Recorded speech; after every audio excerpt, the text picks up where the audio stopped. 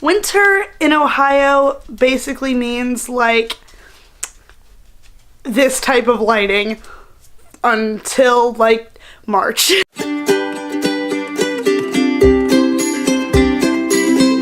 Hi, hey, I'm Morgan, and today I'm going to be talking about how I annotate my books. Forever and a day ago, I posted a video where I held up like a copy of a book that I annotated heavily. It was honestly like probably my copy of The Raven King, because like look at all those annotations. I can't remember who it was off the top of my head commented and said, hey, you should make a video about how you annotate your books if you haven't already. And I haven't, so that's what we're doing today. I'm basically just gonna go over my structure for annotation and like what I use for annotating. So I have two main methods that I use for annotating. I use sticky tabs, like, you know, your standard color-coded sticky notes, and I highlight as well in my books. I don't do the typical like annotation style of writing in the margins. That's just something that I haven't felt like called to do yet. I'm sure the day will come where I have a pen and I want to make a note in my book, but until that point I am just using sticky tabs as well as highlighting, and it works for me and I like it a lot. So each of these tabs mean a different thing. I like color coordination. I like certain things representing a certain thing. Words. So I use 5 different colors in my annotation. I use purple, blue, pink, green, and orange. I also have a different type of color scheme, which I'll get to here in a bit. So I'm just using my copy of The Raven King as an example because it is my most annotated copy. To start off, purple are quotes that I really love. Where I put a purple tab is typically where I will highlight.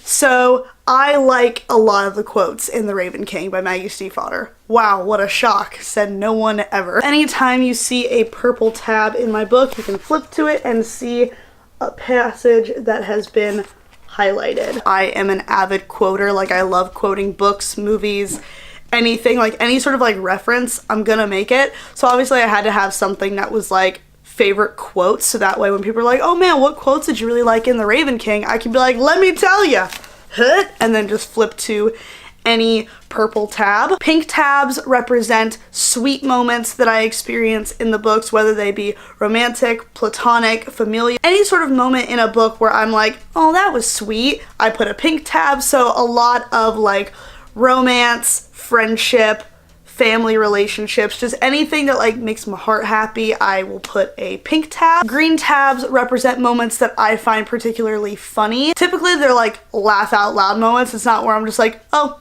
It takes a lot to earn a green tab from me. I don't laugh at books super often, but when I do, it's great. A lot of Vonnegut gets green tabs because I love Vonnegut. I think he's really funny, so there's just an abundance of green tabs in my Vonnegut books. Orange tabs have kind of a dual meaning in my annotation. It just depends on if it's a first read or if it's a reread.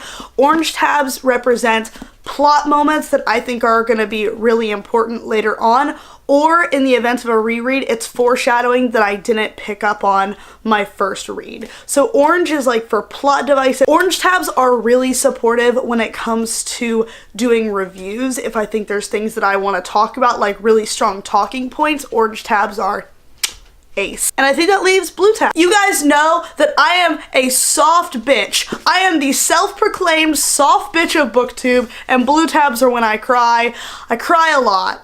Okay, the last half of The Raven King, can you tell? Can you tell that my copy of The Raven King, like this onward, is just strictly blue tabs? There is a reason for that. Your girl was crying, like a lot. So anytime that I'm just like moved, whether it be like a sad moment, a sweet moment, sometimes I'll do like dual tabs. Like if something's like so sweet that it makes me cry, I do a pink and a blue because I'm like, I don't know what to do with these feelings. That should be put on my epitaph. Here lies Morgan. She didn't know what to do with all these feelings. Whoever's around when I die, remember that.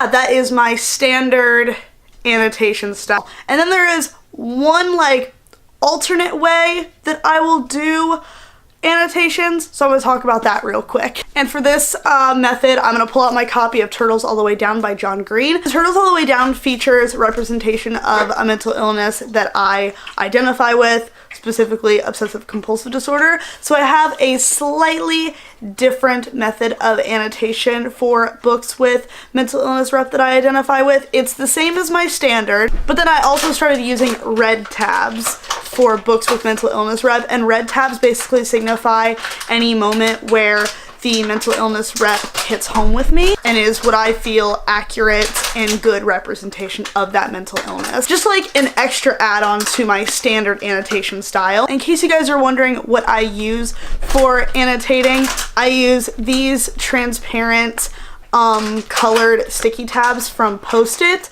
and then I also use just these big chunky Sharpie highlighters. I like these tabs because they're translucent, like when you put them on the page you can still see through them, so they're not just like opaque paper Post-it notes. I've tried using those before and those just get in the way in the event that I reread a book, and like these Sharpies are the cheapest ones that I've found in my journey. I use these like neon ones, and then I also have like a couple packs of these primary colored ones. I can't find these anywhere else in my area though, so if you have like a Staples near you or a Target or something with these, like let me know. I will Venmo you money so you can send me some, because I can't find these anywhere else in Ohio. I saw them once at a Target and I was like, oh my god, and I bought 2 packs of them, and now I use them sparingly because I can't find them anymore, and I like this color scheme a lot. I've thought about like diversifying my annotations and using just more than yellow highlighters and like highlighting different colors for different things. So that might be something that I branch out and do with another edition. Maybe I'll buy a copy of a book that I know I'll love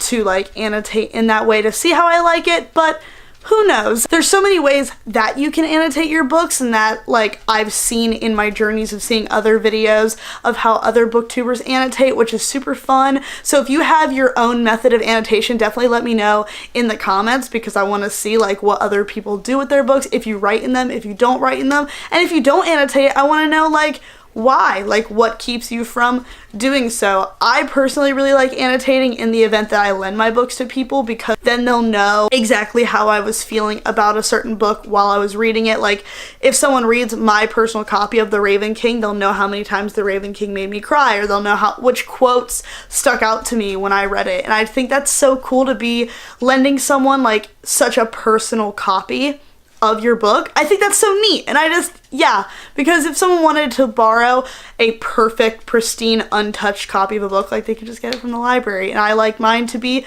a little bit more personal, have that little Morggy touch. But yeah guys, there you have it. That is how I annotate my books. Please let me know in the comments how you annotate your books, if you do, and if you don't, why? For why though? I love talking to you guys, and reading your comments is one of my favorite things, and responding to them is one of my favorite things. If you like this video, you're more than welcome to leave it a thumbs up if you feel so inclined. I'm not your boss.